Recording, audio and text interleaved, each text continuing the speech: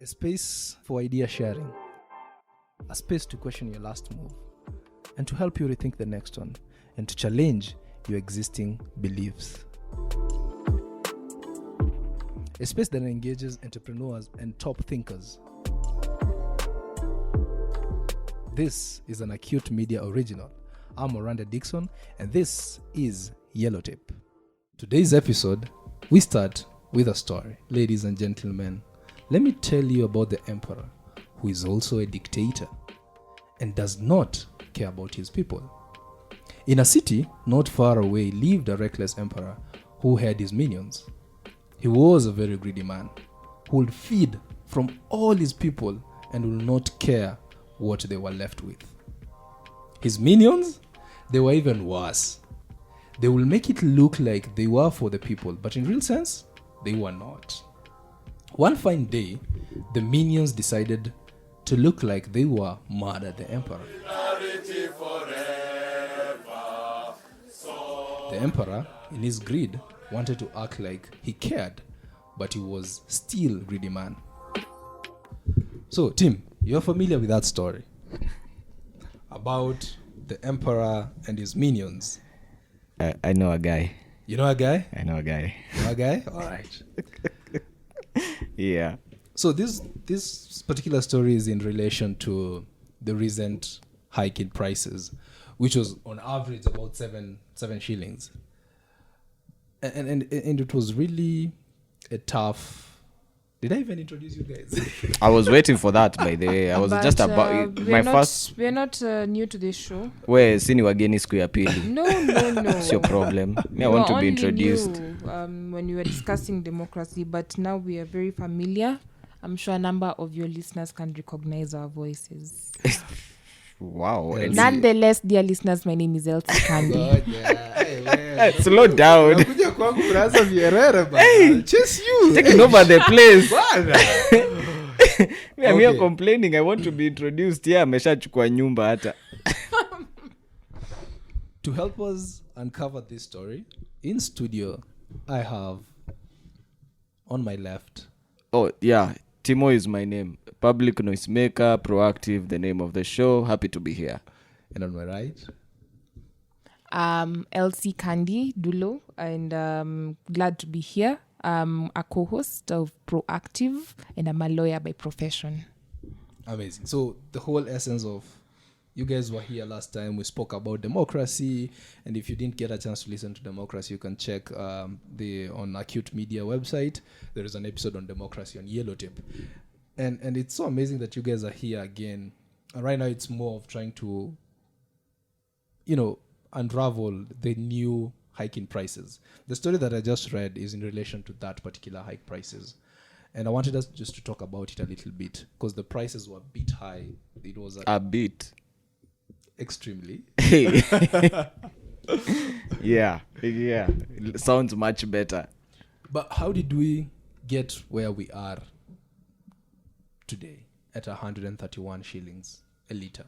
From 127? No, 24? So you're talking about like be just when they were hiked. I thought tunaanzia kutoka way back, but yeah. All right, you can go way back when they were 60 bob. 67 bob manze. Yeah. Petrol, hata sio diesel. Life was good, And I remember the first time I was complaining, man, that was I think around 2015. First time it hit 100 bob. I couldn't believe it. What? Niko how 100 bob tumefika 100 bob lili. Oh man, I was so frustrated with it. But this has been coming for a long time. When did it start? Well, I would say 2013. 2013, yeah. Okay. Yeah. Some ninjas somewhere sat down and decided they were going to tax all petroleum products and added some other taxes on it along the way.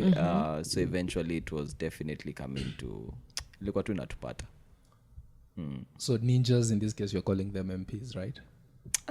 Members of parliament are members of parliament. Those are just ninjas. They're just But chalk. can we just talk about the members of parliament? Yet we actually have a ministry and an independent body. We have a ministry that is in government, that is the Ministry of Energy and Petroleum. Then we also have an independent body, which is the Energy EPRA, Energy and Petroleum Regulatory Authority. Yeah. Yes, so we have those two. Who those two institutions are also key players in the prices of products, the fuel. And I'm definitely the layman in this conversation. Let me say, EPRA, when it was coming, it was trying to regulate the prices across all markets, like in terms of the companies that were selling fuel. Before that, we could see that there were petrol stations that would sell it at a way lower price, and other petrol stations would sell it like it was a bit of a competitive market. And when the time came and EPRA were in the market, we were all like, okay, why are you guys here? It's because we want to bring a balance in the market so that other stakeholders do not suffer as compared to others, because the other guys, they were stable, they had the structure, so hata wakikuja they would lower their prices and get everyone to their fuel stations. So EPRA was trying to regulate that, but sasa tulikuwa tunashindwa when the prices start hiking, what would happen? But no one could foresee that because the prices were a bit lower at that time. So see what tulikuwa nasema, okay, let's bring a fairness to the market. Sasa ndio tunaanza kufeel like EPRA wakes up in the morning and decides let's hike these prices. Does it wake up in the morning and decide to hike prices? So now from my layman side ndio nasema sio EPRA, sasa ndio sasa mnafaa kufafanua kuna maninja. Yes. Because according to the act, every other month they need to publish the prices of that particular new month. So that's why they usually publish towards the end of the month. They publish the prices of the upcoming month. Right? Yeah, that's right. And well, in my opinion, every time the prices are, I don't call them hiked, but every time there's a slight increase, just know that it is a combined effort from the ninjas, that is from the members of parliament, but there's also participation of the government, the cabinet secretary, and there's also participation of EPRA, as we have. Yeah, so it's not just a unilateral decision from one governmental body. There are other players, other stakeholders participate in deciding. Okay, I think the biggest concern that so first of all, whatever that increased the price of oil, of fuel, petroleum product and stuff, was the introduction of the new taxes. That's VAT, the levy, and all that. So these taxes are meant to develop roads, maintain roads, and all that. As Kenyans, isn't that a benefit? I look. Isn't that, can we look at it as a short-term pain for a long-term gain? Well, that's one way of looking at it. Not necessarily, because now and it's been said before, the kind of hiking that they have been adding on the taxes, that the way they've taxed petroleum in the country is not sustainable for mwananchi wa kawaida, because they've gone to the extent, we've gone on the gases, they've gone on the petroleum products themselves, they've gone all the way to cut across anything that needs to deal with petrol. And as per that report I was reading, I need to just I'll get it in a few. KPMG was saying whatever you're doing here is a bit unsustainable, because in the future this will collapse.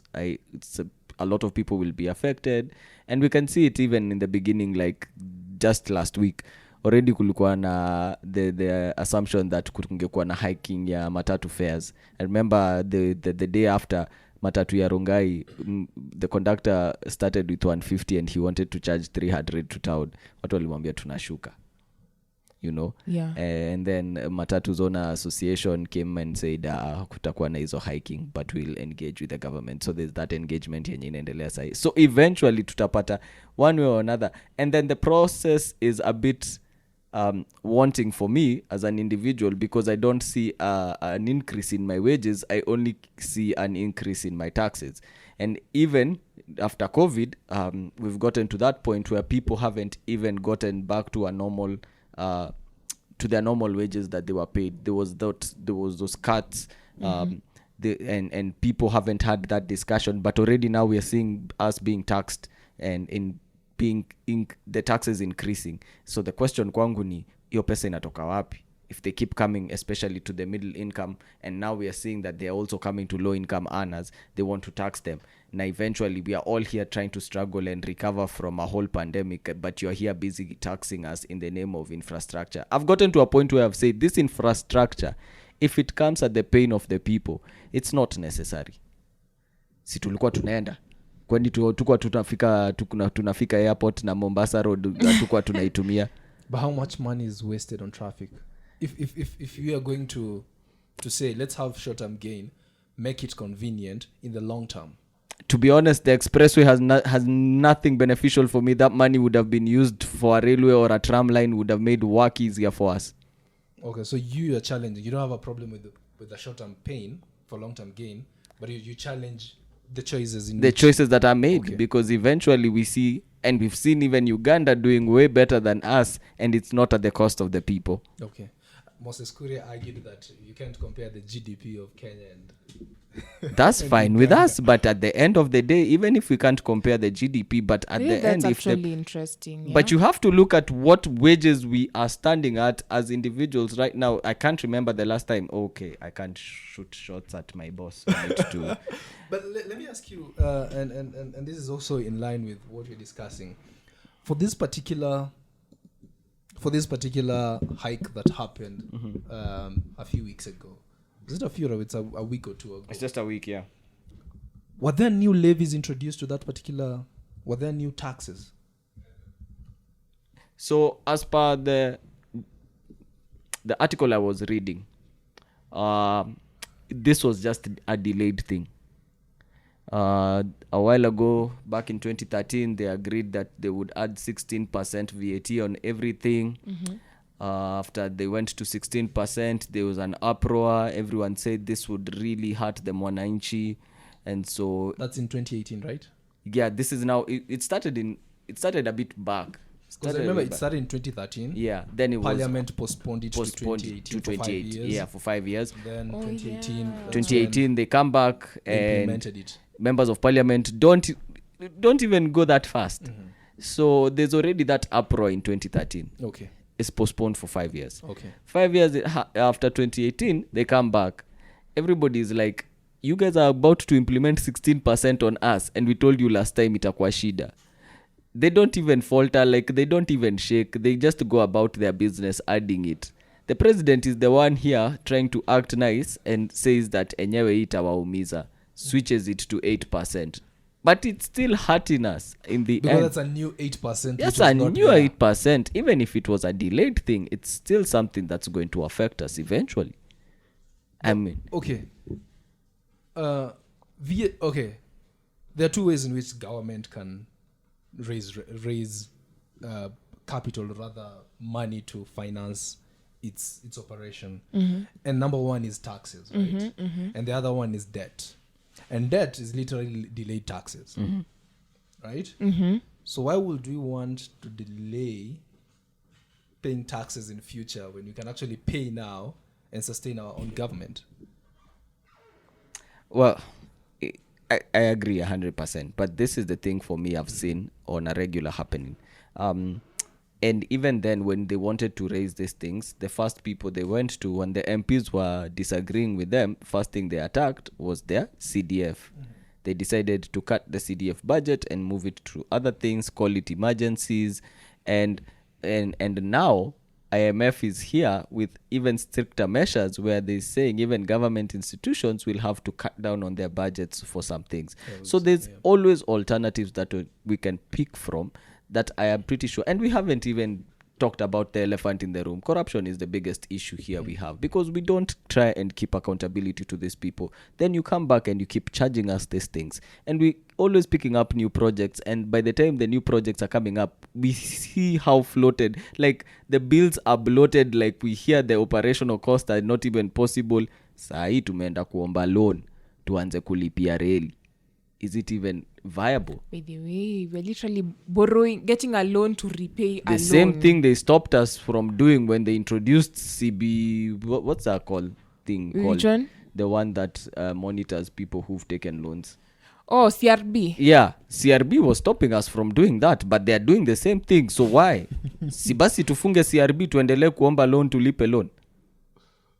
So whatever they are using right now, I'm not saying it's a bad thing. I mean, even if it was me, if I could stand and be voted in for the first 5, probably Yes. both 2 terms or the first term, I would not even focus on development, because as it is right now, we're in a very crunchy place where at any point tunaweza kaanza tu kuhapa kuchotwa, tutakuwa tu tunasikia hizo vitu zenye tumekuwa tukitumia kama rumors, tukisema port yetu imechukuliwa na mtu sijui. It would happen.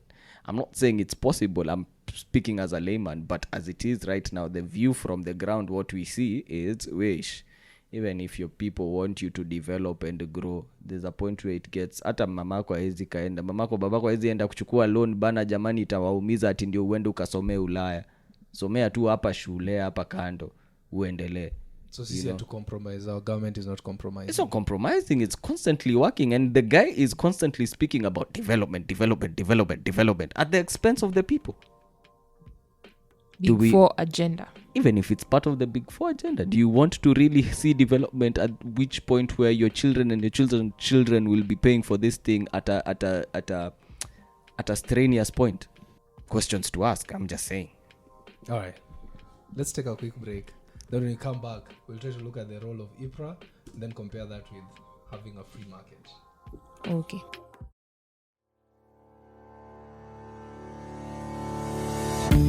Podcasts are an amazing way to get your message out. You get an engaged audience who consume your content anywhere, anytime, and we'd like to help you get started with launching your podcast.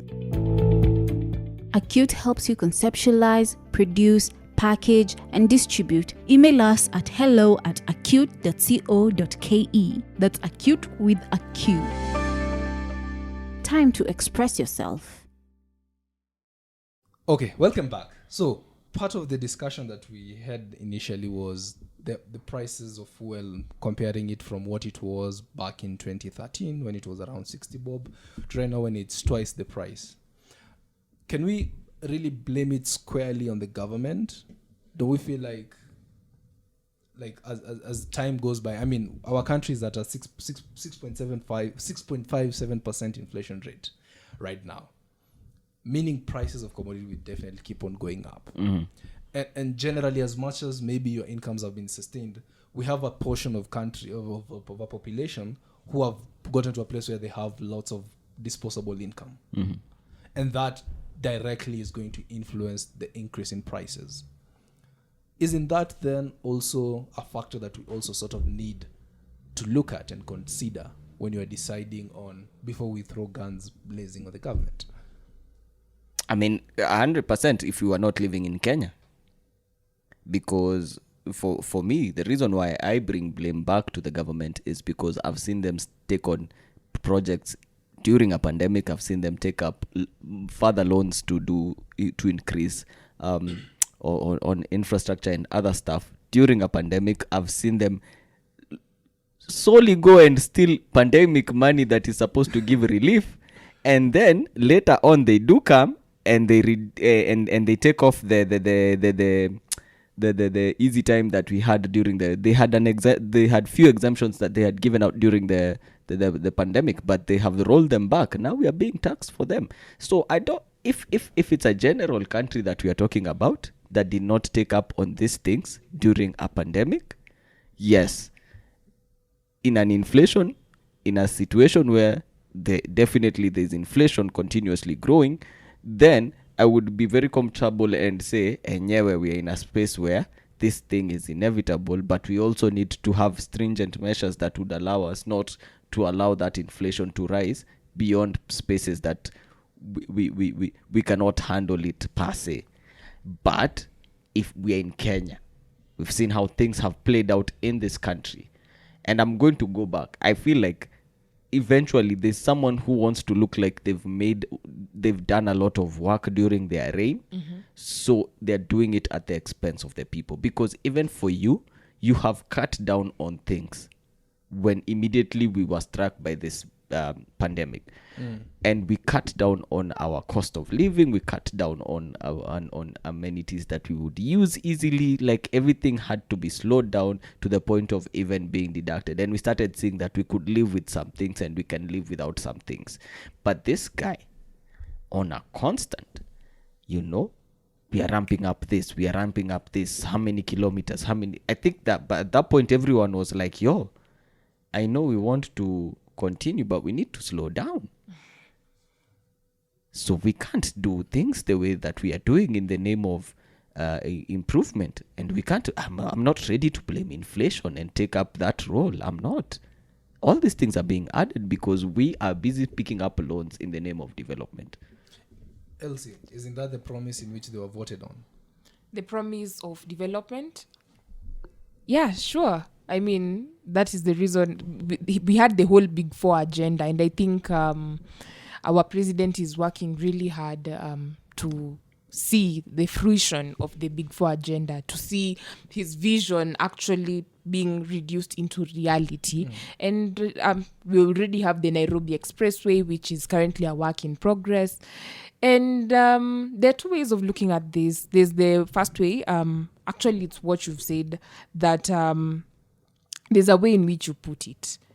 And it just took me back to there's a theory by one of the philosophers from back then known as Jeremy Bentham, the principle of utility, that people prefer to take actions. And action is only right if it gives people maximum pleasure, if it gives people happiness. So we have to choose one. It's either we are happy because now we have the roads and we have the hospitals, we have the housing agenda. I think one of the Big Four agendas is the housing agenda. Yes. We have money to construct those houses, transportation, infrastructure, but at the expense of paying for it via taxation.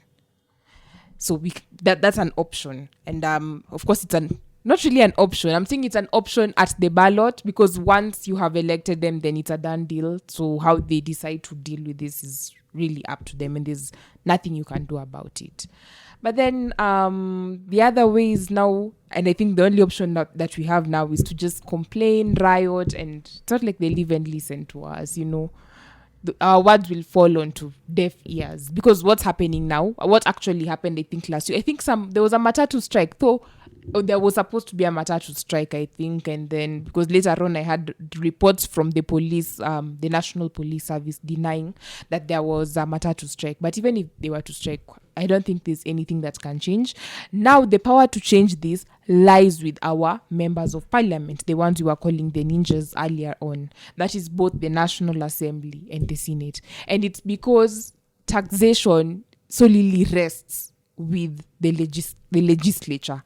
It is actually, even if the tax was to come from the Ministry of Petroleum, it has to go through the legislature for approval, for it to actually have the force of law. And this is actually provided for under Article 209 and under Article 210 of the Constitution, which states that tax shall only have the force of law once it has been passed by the legislature.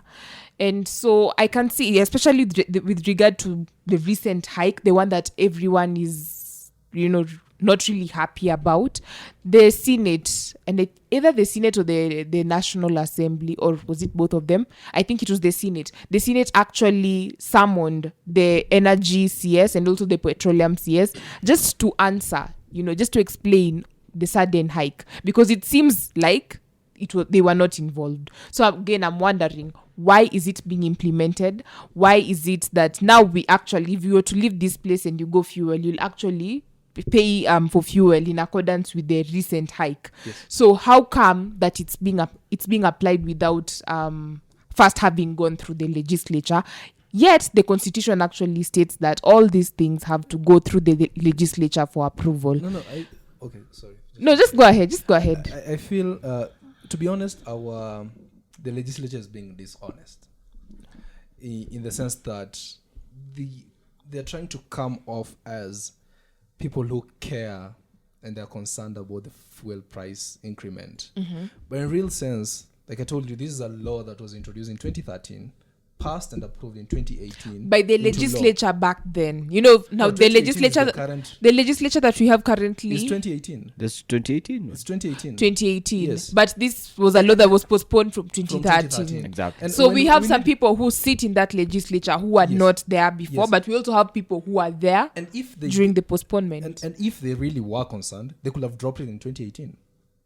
They Easy. had the power to do it. So we cannot have parliamentarians coming on TV and trying to make it feel like they are also They are feeling on this our pain, they're on this side. side, when while they had the ability to stop it. And they Like still you do. said. Even now, they have the ability to stop it, but they tried. They summoned these cabinet see, secretaries who did not show up. Okay, fine. Someone. Yeah, but when they want see- to know about security for the DP, they will. They will- they'll Oh show yeah, up. the cabinet will show up if it's Elsie. to Very expose the fast. DP. Yeah. Yes. EPRA has a formula that was approved by Parliament, and that formula is on the website. Why should I come? You know, sometimes it's also why should I come and explain to you? I took this number and added this number and added this number, thanks to the law you passed and approved back in 2018. Are you getting? Like, I'm not saying that it's okay. So- for I them agree not with you, to- but the thing is, I not okay see for them what to- I see what you're trying to say. They're not as innocent as they're trying to paint themselves to be. don't use the word as innocent. They're guilty. but then again, EPRA has to come from somewhere. This is what I want to quote. The CS comes to the Senate and Finance Committee and asks that we go, and they asked that they could waive away a proposal to lower taxation on fuel on account that it would lower the government revenue. That's one thing. Remember, you see, he was already saying that let's remove this thing because it's going to lower government revenue. Let's stick to the original percentage that we had. So remember, there's that part of government revenue that is also being collected. So even as much as EPRA tutakuwa na issue now, pia kumbuka ninjas are still doing something. All right. Committee led by Homa Bay, I'm quoting the Standard. The committee led by Homa Bay woman representative Gladys Wanga rejected proposals by audit firm KPMG, which suggested that the exclusion of excise duty fees and other charges in computation of taxable value of fuel products. KPMG said the high fuel prices were unsustainable and threatened the economic recovery after the hits of the pandemic. The high fuel prices is therefore likely to further erode the much-needed income apportionment and affordability of other essential commodities, the firm said. So, however, the committee was of the view that the proposal would lead to significant revenue loss and offered that at 8%. This is that time when I was telling you 16%. So they were like, hey, KPMG was like, yo, you guys need to stop because it's going to affect a lot of people and they're not going to be able to be, it's not going to be sustainable. But they were like, at the expense of some government revenue. Number two, if you go and see the breakdown of how these fuel prices are done, sijui unalipiaga barabara, unalipia train, sijui unalipia sijui kwa port, maintenance, unashinda kwa kwani hii kitu inasafirishwa na vitu ngapi? I thought Kenya Pipeline wanaletaga na ile nini yao kutoka huko kwote. Hizi zingine zinatumikaga saa ngapi? No, there's a little bit of both.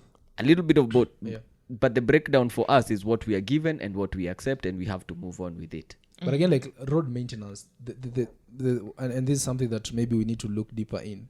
The road maintenance, like levy that is charged on petroleum, is basically meant to, like do things like recarpeting the road, placing kuna portals is supposed to go and cover. So at the end of it all, let's like, in an ideal society, that money is supposed to go back and build roads, maintain roads, ensure that those roads, like I saw this Kenyatta, no, not Kenyatta Avenue. Yes, Kenyatta Avenue was being recarpeted the other day. I saw that, right? So this money needs to come from somewhere. And like I said, it's either taxes or debts.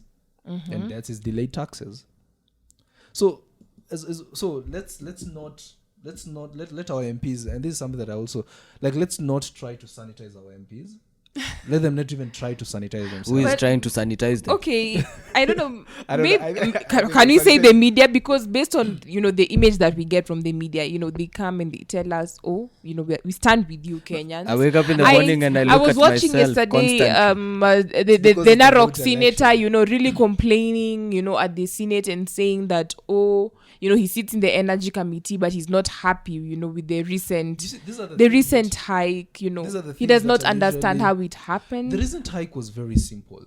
Those use people plugged a formula that gave the new price. And what was missing, the missing link was the fact that the dollar became stronger than the Kenyan shilling. Meaning the prices had to go high because you are buying the money, you're buying oil from outside in dollar format. So you need to pay more shillings to get the oil in dollars. To get to buy the oil, the fuel in dollars. So there's that aspect that we also need to look at, because I don't think we need to be blind to that. Just because the oil price went down, we don't have to assume now that the dollar. We also need to look at the dollar. How many shillings do you need to actually buy this oil in dollar, these fuel in dollars? Also, that's also like a factor that we also need to look at and appreciate. Then niko na swali. Bado ngamia wani inatoa mafuta. Ngamia one is The Turkana one. actually that also just came to mind. That's a pending conversation. I thought we have we Oil, discovered so that that- we have oil somewhere in Turkana, and I know something was being done about Yeah. it. I know there was a time a UK farm had been contracted to Yes, I think it was to Talo process. oil, right? Yeah, tell all. But are they doing it here? The, Because I thought there was tunaokota mafuta ati tunaenda kurifainiwa kwingine alafu tunaletewa na bei kama Alafu imerifainiwa. tunauziwa. before hata uende kwa mafuta. It's so frustrating that our coffee still. Oh my we export goodness. it. That's what you Yeah, don't go actually, there. I had this story from a white lady just telling me here in Kenya, anyway, it's true. You guys plant the coffee, then you give them Then we to the buy other it countries, as then you buy them at a yeah. higher price. Yeah. I think eventually my fight with the situation as it is right now, it's why are we doing this at the expense of the citizens? We haven't recovered, and some of the development projects that we see are not really a necessity for us as it is right now. Right now, but the long term. Do we want to be blind to the long term impact? The long term benefit. Genuinely, I do, because I look at the projects that we are doing right now. Even in long term, I feel like they would be a liability for us, because even the simple superhighway here, we are being told about the toll fees that we would have to pay to use it, and still it won't be manageable, because the other time the US refused to work on a project where they would have to pay themselves using the toll fees. They said that we have to repay it from our pockets. Mambo ya toll fees ati sisi ndio tutaokota tujilipe, hatutaki hiyo maneno. Some things like such cases, and there are things that are working already, and then we go and try and revamp them. The other day Canada was removing an expressway because it was not a necessity anymore. I think them. to them for sure, and even to I think for us some things we can avoid, because I was BRT for me was a brilliant idea. I was like, yes, make this space for them and then leave the market competitive for them with this electric whatever's that you're coming with. This is going to ease up traffic. And I think most of the issues that we are trying to do here, every time we're trying to open a road, I mean, it's been from the Kitambo. We can look at it from as we started. Every time we try to think that building another road will ease up congestion of traffic in the city, we end up being more congested. It's never helped. We end up buying more cars. You end up buying more cars. We end up being rogue drivers as we always are. It's a habitual thing. It's So a it's a habitual Kenyan thing. And now you think every time that you are expanding the road, you are helping the situation. You are not. Work on the drivers. Work on the people. People need to know public transport can be workable if it's managed well. People need to know that some things are easier to use. I was telling my family the other time, why would I pick my car, travel all the way to Mombasa, yet I can sit down on a train and be picked up from there? You see the benefits I was talking about? I mean, I was trying to tell, they I say, noticed. I get you for I sure. guess, yeah. But eventually, for me, with the situation that we are in, and you can see it clearly affecting us, is the fact that they're doing some things that are not necessary. They're not considering that people haven't recovered from the pandemic. That's why they can easily roll back some taxes for us to start paying. Yet, no one has recovered. Me at my boss, I need to be careful. I love my boss. Moving on swiftly. Okay, as we finish this up, what can Kenyans do? Because clearly a hashtag is not working. Well, what can we do? Of course, these leaders, they have to listen to us, but they don't. But they have to. It is expected. Actually, on the next episode of Proactive, assuming that the listeners of YellowTape follow Proactive as well, we will be discussing the role of the members of parliament, and we'll also discuss how the members of parliament are supposed to engage with the people. So it is through such an engagement that is the public participation. Actually, there are very many ways of faulting. Now that public participation has come to mind, I think there are other ways of faulting this new the new fuel prices. It will need us to actually look at what point did the public participate in this? Did the public approve of this? So if they approved, and I think maybe they did, if they did not, then you can challenge this in court. Again, unfortunately for us Kenyans, we have a government that does not obey court orders, so that might not be so effective, but we can just try for the sake of the affirmation that, Kenyans, this tax is not valid. The new taxation with regard to now the fuel that's contributed to the rise in fuel price is not valid. We can try that. We can also now again try to engage our MPs, our senators. They tried, because again, for them, they have to summon these people. These people have to come and answer and explain, and they must come to an understanding with the Senate and even the National Assembly. But that also failed as of last week. So I don't know whether something will be done about it. I think I saw on some news that there's a motion to censure the ministers, the cabinet secretaries. So we'll see how that goes. But for now, I think the only thing we can do, hashtags don't work. Maybe we can now make it a bit more physical, other than, away from social media, and do something on the ground. Strike. We can stand up together. But again, for Kenya, unfortunately, we call this the middle class syndrome, or a middle class disease, whereby it's okay, let them deal with their issue. Let me just leave that. People. Let me leave it for the matatu people to do this. And then now the ones with the private cars, they just go about minding their business, thinking that demonstration is now for the matatu owners. And that's really not how we can succeed all together as Kenyans. We have to see each other as, one people, because this tax cuts across. And it affects the entire country. It's not just in Nairobi, or not just the matatu people. Even you with the private car, you'll have to pay for it. And of course, you might afford, but still, it's still just not fair. Yeah. Team, what can we do? Stop putting gunslinging ninjas as your members of parliament, period. I mean, you have an option next year. I mean, I like Elsie has the PR in it.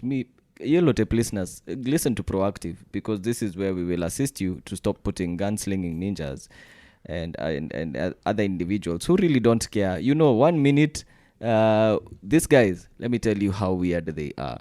1 minute, if their CDF banks are touched, they will play to the tune, and they will listen to what the boss is saying, because immediately he touches on what makes them relevant. So you kind of tells you the kind of people you're choosing as leaders. Do we hold on for the next year? I don't think we should hold on for the next year. But at the end of it all, we need to also consider who we put into our seats as representatives, because eventually it does come to affect us. We've sat down on our show and talked about people who have never even speaked in parliament for the last 2 years. We've had guys who don't even understand what their office is for. That's why they will say, we will take this river and shift it to another space. Be serious about the people that you choose, because they will be the ones to represent you eventually. And I like what the CS said eventually. They said there's a role we need to play in looking at our legislation, in how we tax petroleum products, and we need to stabilize the prices. And that can only be achieved if we regularize and review how the taxing is done. Look at your MP right now. See if that's the person who can help you with that situation, if you reach out to them. Because it's clear. Ama ni yeye ataendelea kukunywa vipawa, wewe ukiteseka tu. That's my statement. Thank you, Elsie. Thank you, Timo.